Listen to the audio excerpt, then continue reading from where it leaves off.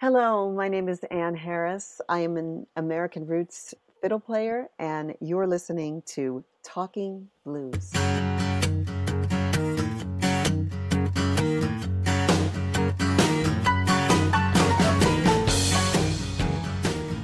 I want to start at the very beginning because I find it interesting as to how you came about playing the violin. Tell me how that happened. Okay, first of all, thank you so much, Mako, for having me on this show. And I know you've done a ton of these, and you've had really incredible guests on here. So I hope that my story is interesting. I grew up in a really small liberal arts college town in southwestern Ohio. The name of the town is Yellow Springs, and it was an amazing and is one of my favorite places on the planet. And one of the reasons is because I had a very enchanted childhood. It was a very arts supportive public school system that I came up through.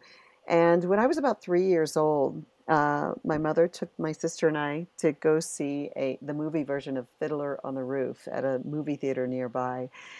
And I have a very vague memory of the screen, but she told me that I stood up out of my seat in the very opening sequence where Isaac Stern is silhouetted playing on the rooftop, the overture of that fantastic musical. And I pointed to the screen and said, "That's what I want to do, Mommy. That's what I want to do." And I basically just kept bugging her. She thought, "Oh, okay, first of all, quiet down, sit down. We're watching a movie." But she thought it was just the excitement of a little kid in a theater. But I wouldn't stop bugging her about it. And because I was fortunate to grow up in this very um, arts friendly and supportive environment and town, music was a very important part, and arts in general, a very important and supported part of the school system. And we had a wonderful musical director for many, many, many years. Her name is Shirley Mullins. And she was sort of the liaison, the gatekeeper of all things music through the school system. And I went to Shirley, and I was given a tiny little violin, and I began lessons. And by the time I was about 8, that's when I started formally studying with a with a teacher one on one. And she was classical player, and so my training was classical through my childhood. And I played in the orchestra, and I played in ensembles. And at that very, young age of middle school into high school, I had a string trio with another violinist and a cellist, and we played weddings and gigs. And it was an incredible experience, and a great way for me to feel my way around this instrument and learn technique around it that would carry me eventually through many genres and into a whole different space that I'm now so happy to be playing around with. So that's the That's amazing. Like, I just find, I mean, I have a 3.5-year-old Mhm. grandson who is the most amazing uh, person, but I can't imagine him going, that's what I want to do. But also the fact that you saying that at 3.5 and that's what you're doing. yeah, it's That's weird. amazing. Super weird. And I went into I started getting involved with theater and musical theater and voice when I was in 5th grade.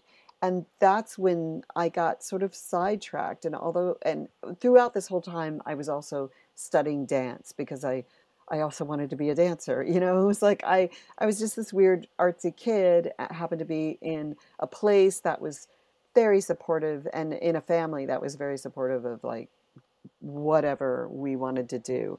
And um and I I kind of had everything in separate compartments. Like my study of the instrument of violin was classical, and it was all sort of in a box that didn't bleed into anything else. It never occurred to me at that time when I was a kid that all the music I was listening to on the radio and on my sister's and my parents' record collection, that's something I could do, because to me the violin, in the way that I was being taught at the time, the track was going to be classical or nothing. I didn't really even have any, um, I didn't have any contact with other genres of fiddle players like bluegrass or, Celtic players or Irish players or anything.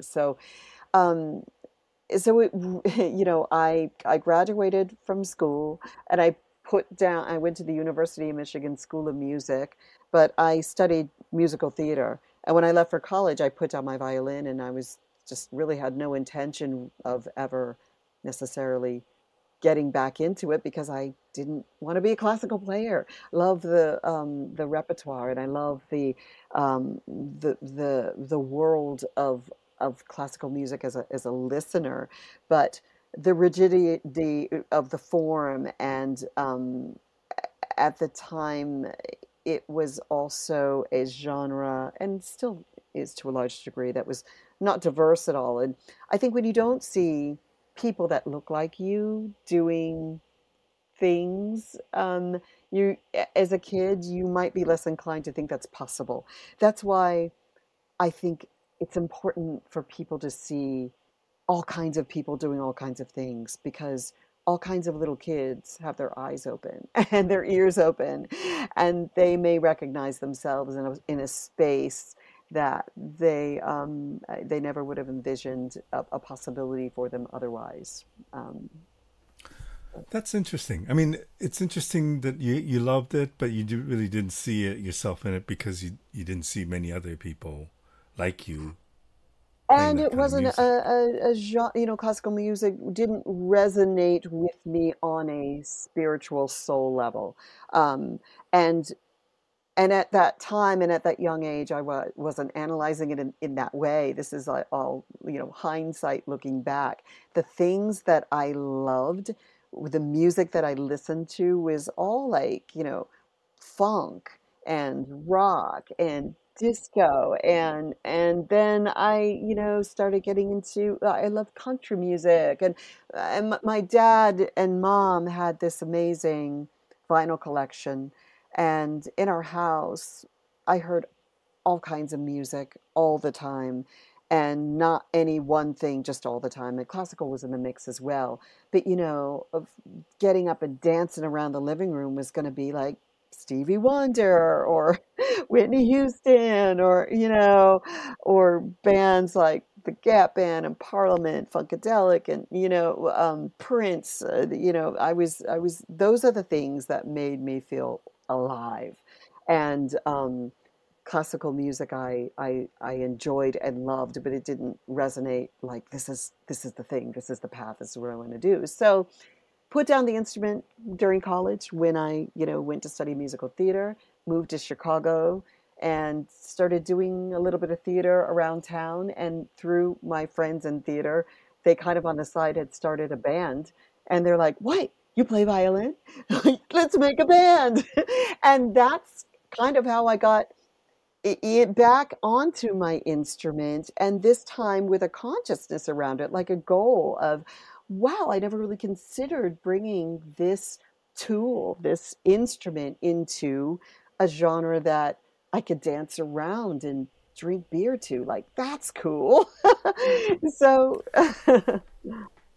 I find it interesting when I talk to classical musicians, and not all of them, but many of them are really good at reading, and their ability to take the notes off the page and execute that perhaps perfectly, but close enough to perfection the first time around, just because of their ability to read music. Then you ask them to improvise, and many of them cannot because that's not in their training. So at that point, when you started playing other forms of music, how were you at improvisation? so I I made a conscious decision that I was going to kind of, this was a rebirth for me on the instrument. I would take all the technique that was in my training, because that was useful, but I had to learn to play by ear because that's how I wanted to play. I wanted that freedom, and also that was, there's no chart for pop music and for rock and for these and for folk songs. These things are passed down, and you learn them by ear, and you. So I just made a pact with myself to stop looking at printed music and stop reading music and just learn to teach myself to play by ear. And I would just listen to music and comp solos from guitar players or things that were not violins so that I could just practice training my ear to pick up choices and emotional um, territory that was expressed through the moment of in the moment of that play or that person playing whatever line. So I would just learn these parts, these solos, or these and that was how I started to train my ear to hear things in the spaces between. And that's a form of composition, basically. You're just composing on the spot. And it was extremely helpful. And getting together and hanging out and starting with a band that was a super safe space of loving friends, and we were all finding our way. It was fun. It was a blast, and it was so freeing. And it's like any other muscle. When you start exercising the muscle of improvisation, the exercise for me means getting out of my way so that I can be a conduit or a channel for interpreting the river of emotion that a piece is taking me on. Did that come easy to you to be able to improvise and to execute an idea you have in your head or a tune that you might have in your head and to be able to play that? Ah, it took time because I had to unlearn the written page. I mean, really, which is an exercise on learning to trust the tiny little voice that's giving you, ooh, this and this and this. This is something you hear in your head, and then that space of time between when you hear and get the inspiration and can find it on the fingerboard with your fingers and with the bow. Um, it that just takes practice and time. And I think when you're having fun doing it, it's it's not as arduous. I mean, I really had fun in the journey. I don't know that I was especially gifted at that by any means. I think I just was having a lot of fun, and so I was captivated by the journey of that. Can I ask this band, this group of people you played with, what kind of music were they playing? Original stuff. So Okay. so I got to hear stuff and then write it, meaning in my head, and then play it and have certain parts that were like, okay, that's a part that I'll always play at that point in the song. And then here's the section where it's a solo and I can just improvise and play off of a certain idea and do it differently every time. And I that the whole art of improvisation, and then I played in a cover band for several years, and then had my own band. I started writing my own stuff, and by just a freak accident, happened to be playing at Buddy Guy's Legends during a tribute to, or it was the beginning of the blues festival here in Chicago, Chicago Blues Fest, and that's where I met Otis Taylor, who saw me holding a fiddle backstage. And at the time, he was touring a record he had just released, recapturing the banjo, which was the Black Banjo Project. And I had not really played any blues prior to that. I listened to a bit of it growing up, and blues was sort of like this really beautiful space of, it felt like just this beautiful, pure place of expression. But until Otis, I hadn't played with blues players. So I toured with him for 9.5 years, and that was my formal education and indoctrination into that genre which has been an incredible journey, an incredible space of learning and meeting the most amazing musicians and taking the art of improv to a whole nother level, really. So I wonder, and forgive me for my ignorance, but not knowing the instrument, it's a lead instrument. It's not really a rhythm instrument. Or is that an incorrect statement?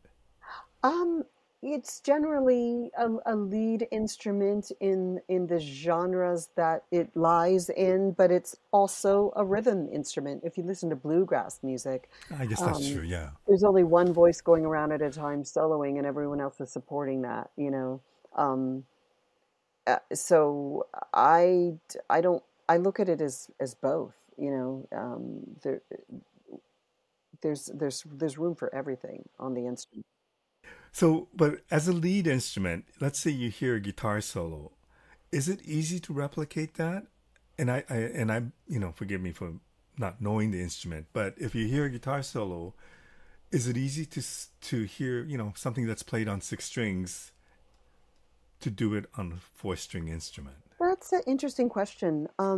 So in terms of just the physicality of if a guitar plays a handful of notes, how easy is that to duplicate on the violin? Yeah. It depends on what those notes are, what the key is, where it's at, you know. So physically, that depends. But you know, I when I'm improving solo, tossing solos back and forth with like JP, with an or another guitar player, I'm not thinking of myself as a guitar player. I'll take that the idea of improvisation and of trading solos, it's a conversation.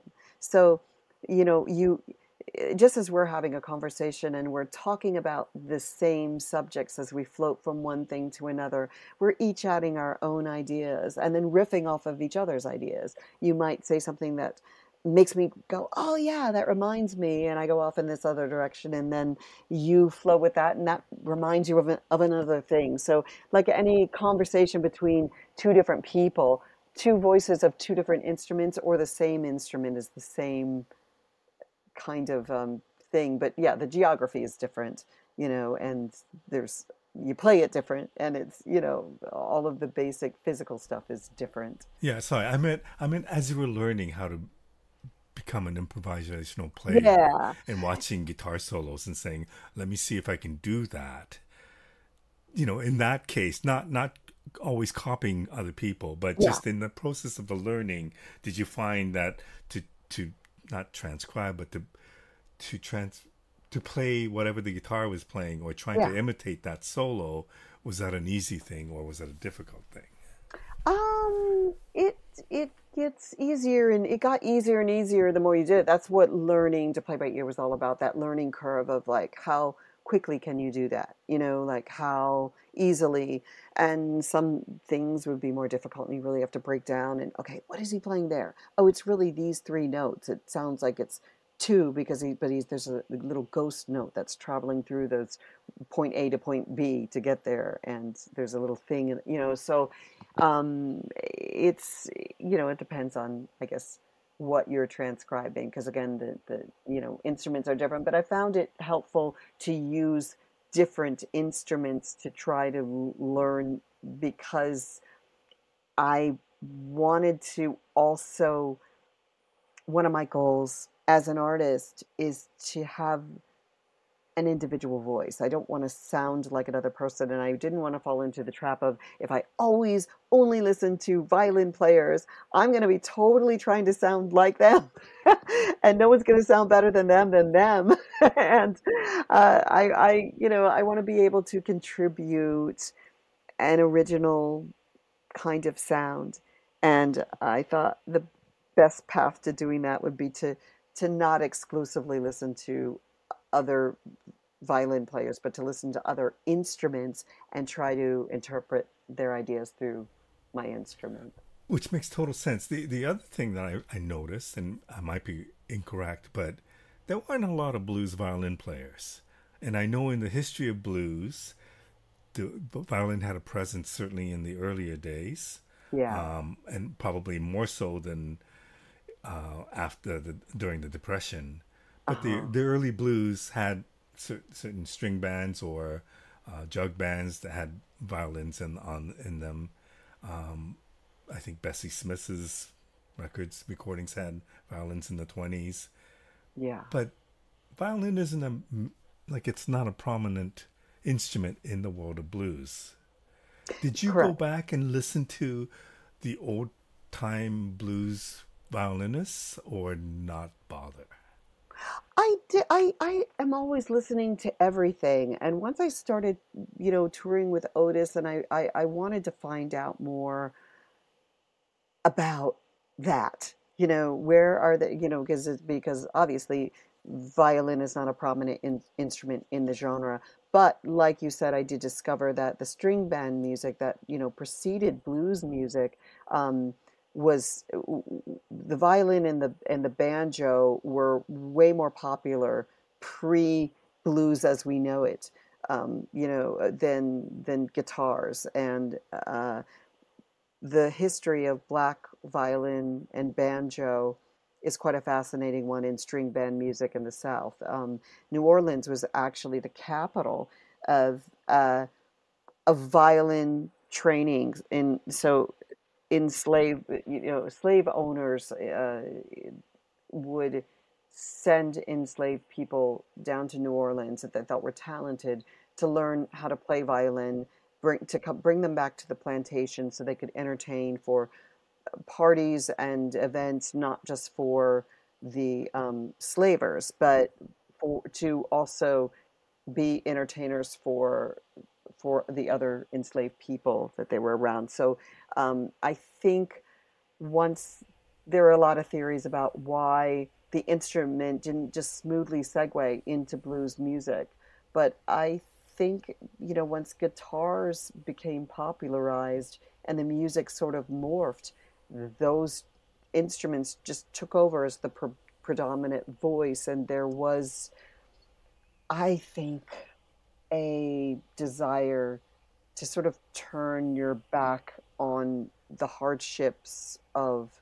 slavery and turn your face forward towards the hope of the future. And a lot of black people were, doing the Great Migration north, and cities such as Chicago and St. Louis and, you know, Kansas City became just strongholds of blues music. And that at the time, no one was really looking back to bring memories of plantation life. That was not you know a part of the culture and the history that was fondly looked upon. So um, the old string bands with jugs and fiddles and banjos and singers and percussion instruments got eclipsed by this new genre that was really exciting and that was really telling the story, not just entertaining folks, but telling the story of hardship and and I mean literally blues, uh, life not so grand. I think string band music was much more oriented towards entertainment and the minstrel shows and such. I did read another theory, and I don't know if it's true or not, but when the movement north happened Hmm. and instruments were electrified, that it was difficult for violins to be electrified at that point. And that might have been another theory that there weren't as many violin players playing the blues at that point. I don't think it was difficult for them to be electrified. I mean, I understand that. I think guitar just sort of it took the world by storm when it was electrified, and the genre was swept up in that. But even before guitars, acoustic guitars became the predominant instrument in early blues music, and strings fell to the side, or the fiddle, fell to the wayside in popularity. And then, a brief kind of a sort of found a space in background texture for supporting, like, Thrill Is Gone, the most famous violin part, maybe that people would recognize, in blues music as a supportive orchestral in an orchestral setting, but certainly not, as another member of the band, so to Right. speak. So you toured with Otis for 9 years. At that point, are you thinking, are you just focused on being in Otis's band and learning the blues, or are you also working on many other projects as you are these days? I've always had my hands in a bunch of other stuff. Focusing on learning the blues and the history and the current artists and where the genre is, where it came from. That's always been part of what I do, so I can really bring an informed perspective to my playing. But as an artist, I'm always listening to all kinds of other stuff, and I'm always fascinated by other stuff. I'm never going to be a one directional kind of player. It's I'm too I'm too scattered, I think, for that. But I wonder how challenging that is. And like when I look at basically what you've been up to recently, Yeah, and so you're playing with JP Soares. You were just yes, on the road with Cracker. yeah, You have another project called the Halo Rider. correct, You have your solo work. right. You did some stuff with Guy Davis and Marcella Simeon. Yeah, and Marcella Simeon and I have a project that is called Magnolias. We'll be releasing music in the spring. So we've done a few shows and we're starting going to be touring with that. And that's another American Roots project. So you got a lot of things going on. I know. It's crazy. But is But and I see I understand why and why somebody would do that to, because you're obviously interested in all the different kinds of music, and working with different kinds of people. I don't know how difficult that is to manage and navigate through, and I don't know. I see the advantage because you're out there always playing, but yeah. is there a disadvantage to having so many different projects going on?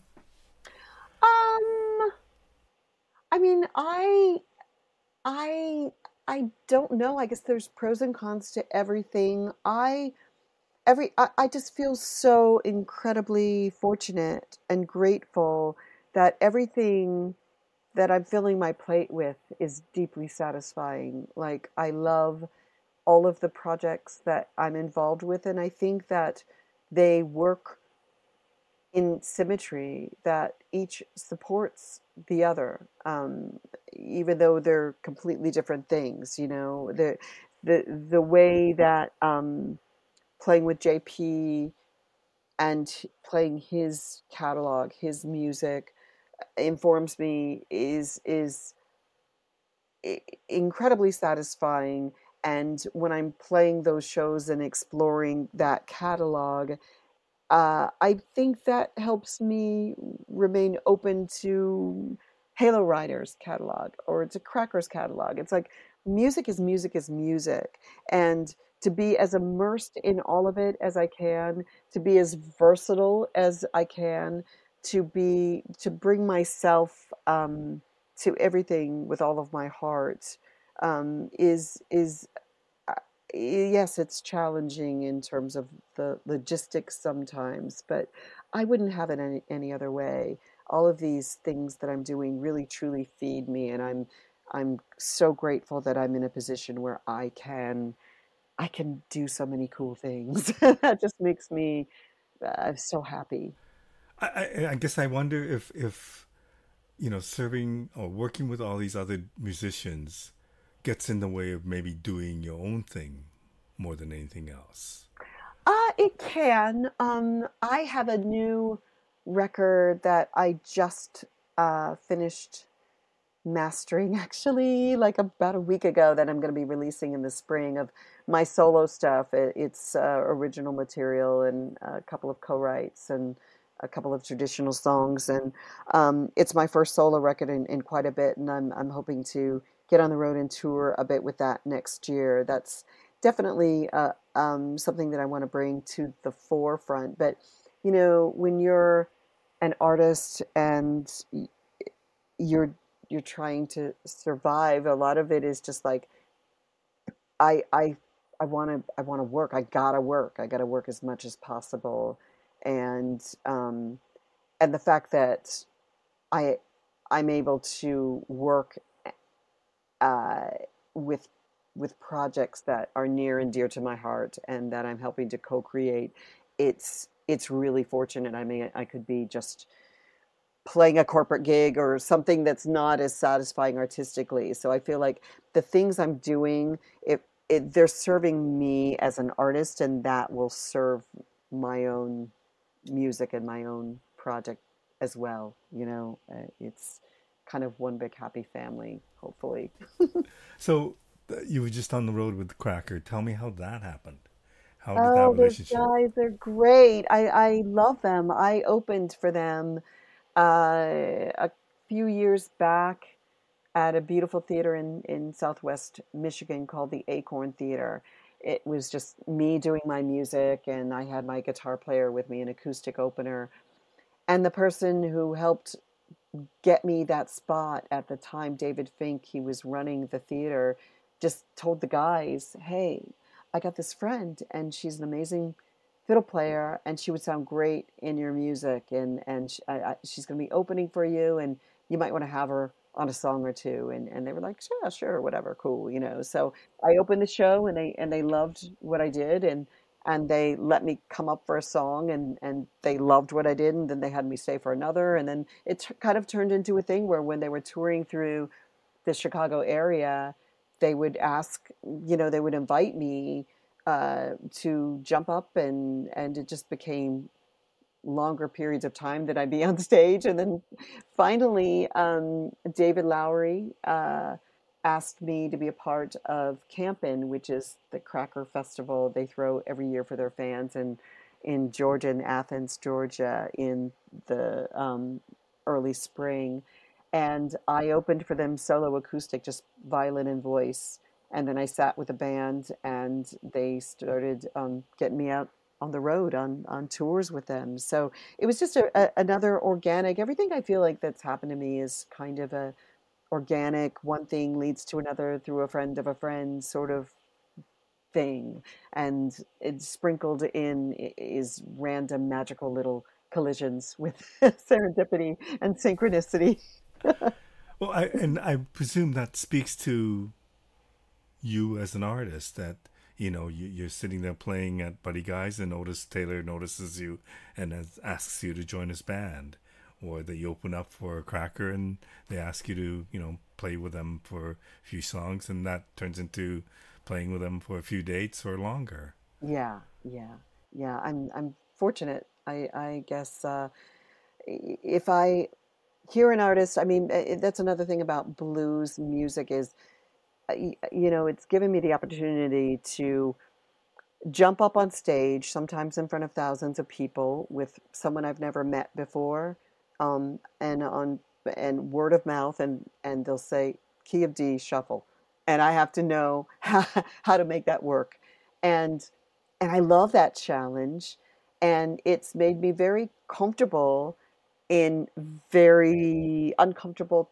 situations, not knowing what's going to happen. I love not knowing what's going to happen. I love the free fall. I love the mystery. I love meeting someone for the first time through a musical conversation on stage. That's like such a cool, magical thing to me. So I can disseminate very quickly an artist whose music I think I can lend something to, because I literally hear in my head everything I should be playing along, or all the choices I would be playing along. So if there might be an artist that I absolutely adore, but it's like I would never play with them because I can't envision how I could lift their and support what they're doing.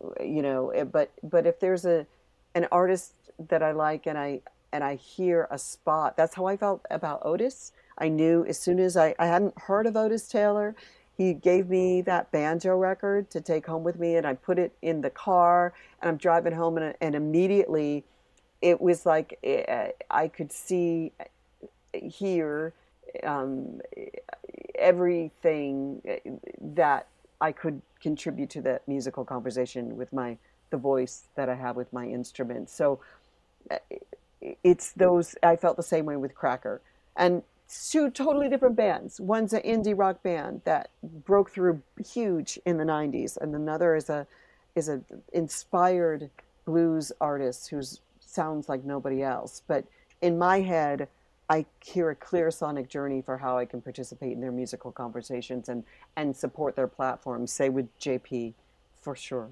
absolutely. I wonder from that person who decided to pick up the violin again and to learn how to improvise and kind of throw away the classical training, how long did it take you to be comfortable to know that, whatever you circumstances you put into, you know you can meld in and add to the music that's being played? I don't know that you ever know. I mean, I think I still, every time I step up on stage, I'm like a prayer to the goddess of rock that I don't F this up, and that I can that I can be that I can really serve the music, serve the artist, all the musicians on stage, that I can serve the audience. Like I feel like my job is one of service. And I don't think I'm ever 100% comfortable. I don't know if that's possible. I mean, I guess I'm habituated to the uncomfortability of what my job is. I don't think improvisation is a comfortable space. It shouldn't be. It should feel unsafe and dangerous, because that's exciting. And it's not, I mean, I'm not scared like I don't know how to play or whatever. I have a trust, a basic trust that I am somehow bigger than all of my mistakes, because I'm never going to be perfect. I'm always going to want to redo something. I'm always going to look at something I did and go, nah, I maybe this or maybe that. But that's the beauty of improvisation for me. It's an act and an art of forgiveness. It's sort of like the grand act and art of forgiveness. Because if you play something you regret playing, if you hold on to that and don't stay in the moment of meditation of where the journey is, then you're not going to be, then you're thrown off for the rest of the journey. Then you're stuck in the past, mired in something that cannot be changed. And I hope that I see that as a applicable skill to carry through life. We all, as humans, are fallible, sad creatures that are gonna mess up no matter our best intentions. And and that's being human.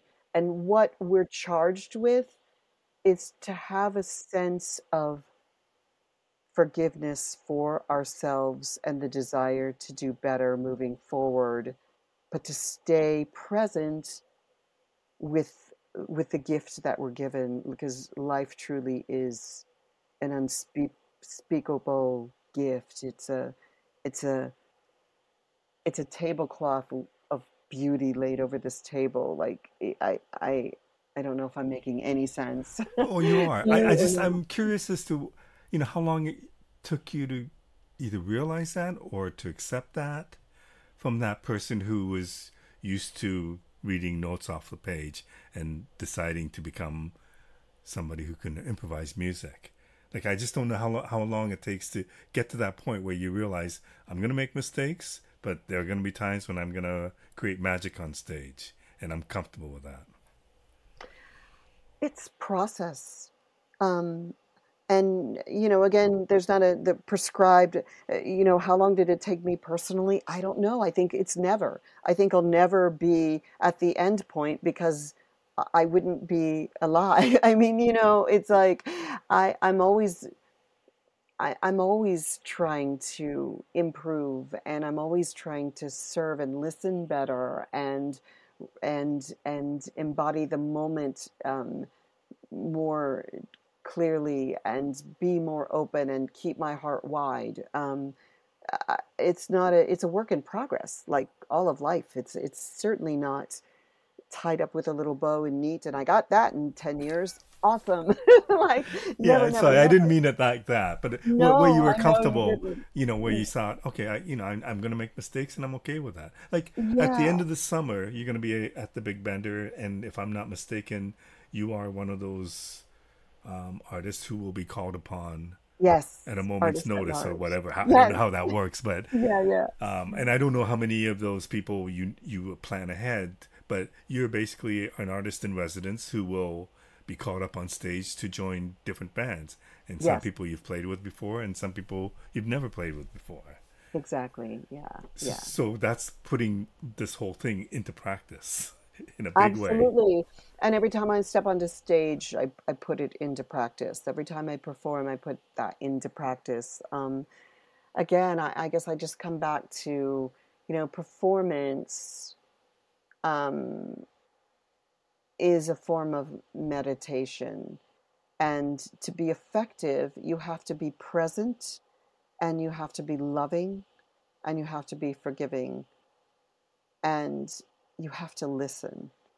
All of those things come into play of equal importance, and the more you do it, the better you get. But like any kind of practice, it's a practice. You work actively. I work actively to achieve all of those things every time I play, and I'll not always get them right, but I am I'm not as hard on myself as I used to be. I think the older I get, the less harsh I am, and self what's the word? Uh, I used to take it very hard when something didn't go as planned. When I practiced a thing and it didn't go as I wanted it to go. Um, and and then I think I've just been cultivating a sense of gratitude around it because so many more beautiful things have come out of things I didn't plan than things I've planned. That's kind of been my personal journey. I don't know that it's everybody's, but for me, for sure, I can practice this thing a million times and then, oh, we're not doing that song. We just decide to do this other thing. It's like, ah! Now I know at one point you said put down music and then pursue acting a little Yeah. more. Is acting still a part of your life in any way? Not really, not actively. I just think the training of theater was crucial to how I developed as an artist, and so I bring that to my music and to my performances as well. Like just certain things, understanding the space around me, the physical space of, oh, it's a big stage. Oh, it's a little stage. Oh, it's a tiny little club. There's 5 people in the audience. There's 1,000 people in the audience. There's subtle things that I think my training in theater um, really has supported me well in using that as a musician. The last, I guess, quote unquote acting job I did was a short film, indie film called The Musician that I did a couple of years ago that was shot here in Chicago. It's a 10-minute, no dialogue film. I don't know if you've seen it or I not, but have. it's okay. So that was my last thing where a director called me out of the blue and said, "Hey, there's a friend of mine that's working on this film I'm doing, and he loves your work. He's a big fan of your music and thought you might be interested." And pitched me the idea, and I'm like, "Sure, I'll try anything. That sounds cool." And then he ended up using my music as the score in the soundtrack of the film, which was such a cool thing. Like, never would imagine that would happen. It's a beautiful film, and if anybody wants to check it out, they can go to your website and Please see it. do. Yeah, please do. And then the other interesting thing is from your artsy background of theater and music, there was also the element of dance, which I Yeah. presume is still a big part of you in the way you present yourself on stage. Yeah, for sure, for sure. I think I've always been really, really connected to my body. my body is, my violin is my and my body are my first and second instruments, or first instruments. And my first instrument would be my body, and my next instrument would be my violin. And I have always felt music. Everyone feels music in different ways, and I definitely have always felt it in my body. If I hear something that makes me want to dance, I'm going to be hard pressed to sit still and not dance. Like I move a lot. I use my hands a lot when I talk. Uh, I, I work out a lot. I'm just I I am very much grounded in the body that the meat suit that I'm in, and so when I'm playing music, I don't really think about it, but I know that my body is doing its own interpretation, as my fingers are doing their interpretation of what's going on, musically. Can you tell me a little bit about the new album that you've been working on? I'd love to. In fact, I'd love to send you a little preview of it. Again, it's not going to be released until the spring, but um, I I'm a singer-songwriter, and that part of my, as we touched on a little bit earlier, that part of my expression I have kind of put to the side because I've been on this other wild journey of exclusively being a hired fiddle player, and mostly in, as we said, the blues genre. But the music that I do is American roots music, singer-songwriter type of stuff, and I write instrumental music as well. So have been always I always keep a little journal of song ideas and things in various states of development, and I just decided it's time to to release another record of my own stuff and to really support my music. So I gathered a collection of songs together, and I found a wonderful producer, Colin Linden, who is Nashville based now, but as you know, Canadian, Yes. born and bred. And I'm a huge fan of Colin's. I was introduced to him via Amy Helm, who is a friend of mine and an amazing singer-songwriter. Of course, so you probably are familiar with Amy, uh, Levon Helm's daughter. If you don't know her, check her out. Find her music online. She's got a new record out as well, and she's very kind. I've played with her from time to time in those situations where she's touring through town, and I jump up on stage and get to do a thing with her. And I love her spirit, and I love her. I had a feeling if I ask Amy, who should I work with? Because I really wanted to work with a producer on this record and really give give my songs a whole new space to live in. And the first person she recommended was Colin.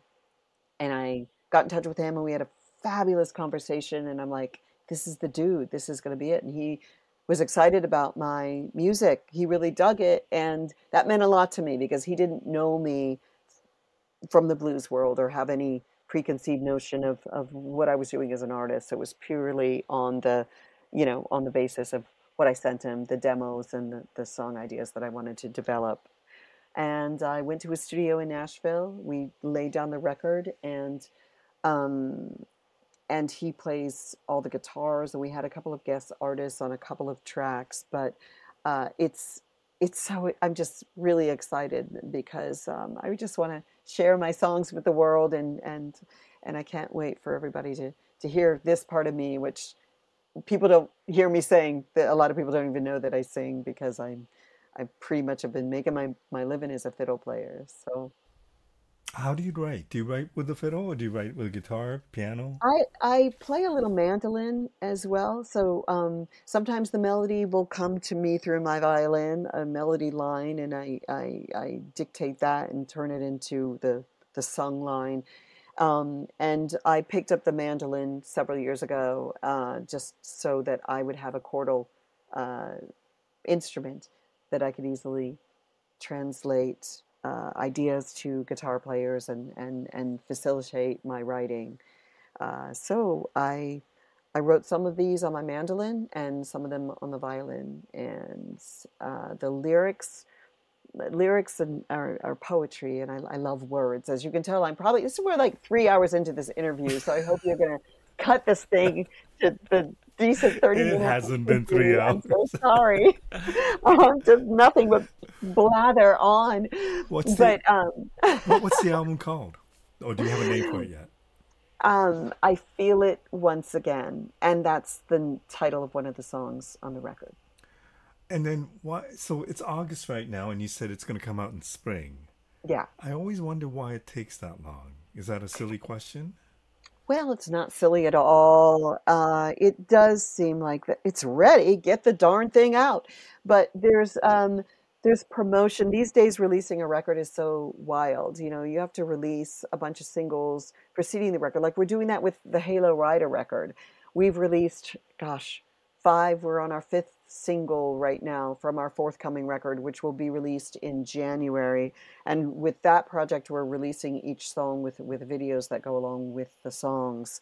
But you kind of have to hype up the singles leading up to the record to remain in front of people's faces so they sort of remember there's something going on because there's so much happening. We're just inundated with so much, as you know, every day, all of us with all of the, all of our devices, the internet is coming at us nonstop. It's just this din, and there's something like, I don't know how many thousands of records, independent releases are released daily. So in order to try to remain in people's memory, you kind of have to say over and over, I've got a record I'm going to release. I've got a record I'm going to release. I've got a record that's coming up. I'm going to be releasing a record soon. In as many different and non-annoying ways as you can leading up to the actual release, so it's just not immediately forgotten about. Right. Okay, which makes sense. Yeah, so there's a timeline. Okay, my final question to you. At this stage in your career, do you have goals? I know you said that a lot of things that have happened to you have happened organically and they weren't planned. And maybe some of the best things have happened to you when they weren't planned. But do you have goals or do you have plans? Um, I think I have, that's interesting. I think plans and goals are similar but different things. Okay. I think like goals are these overreaching, bigger sorts of things. I want to be fluent in French or, and plans are I'm going to take a French class today. I'm going to start a bit, you know what I mean? So there's the big picture and the little picture, and and and my life is full of both of those things. In terms of bigger picture, I really do want to tour with my own music and continue to do my own music, but in tandem with the projects that I'm developing, because the Halo Rider project is I, I'm in love with it. Marcus James is an incredible artist. I think our collaboration is really, really special, and I want the world to hear that. And I love performing with that group. I feel similarly with Marcella Simeon. The Magnolias record that will be forthcoming from us is going to be so, so special. She's an incredible artist, and being two women of color, I really think that our voices and our perspectives are supporting each other in a beautiful way. In that way, When is that um, album coming out? we don't have a date on that one yet. We have three songs in the can that we did in Memphis in June, and we're going back this fall to lay down more tracks. So when we are in the studio this fall, we'll have a better idea of how that's coming together and what we're going to project it to be for the release for that project, for that record. But so goals, okay, I will be simple. I will say my goals are to not suck, to be present, to listen, to bring as much love and light into every scenario onto every stage and with every group of people that I'm so grateful and blessed to work with as possible, and to remain open to the ever-changing landscape that is, life on Earth. Well, the fact that you won the Living Blues Most Outstanding Musician in the other category speaks Thank to the fact you. that your name is getting out there and people are seeing and recognizing who you are and what a talent you are. So you certainly have a good head start on that. Yeah, I feel very fortunate. I was blown away to even be nominated, and I never had any idea. It never occurred to me it would be possible to win something. I've never won anything before, so I'm like, whoa, that's so cool. And what I hope it does is bring attention to the instrument, bring attention to women in color doing interesting, maybe unexpected things, and hopefully being open to more diversity. And I hope to inspire younger people as well. Oh, I'm sure you're doing that. Thank you so much for doing this. Mako, thank you so much. I'm sorry I was the invisible person that couldn't get through That's on right. on my screen here. It's bizarre, but it was so lovely to speak with you. It was lovely speaking with you. It was a real pleasure. Thank you so much. Thank you.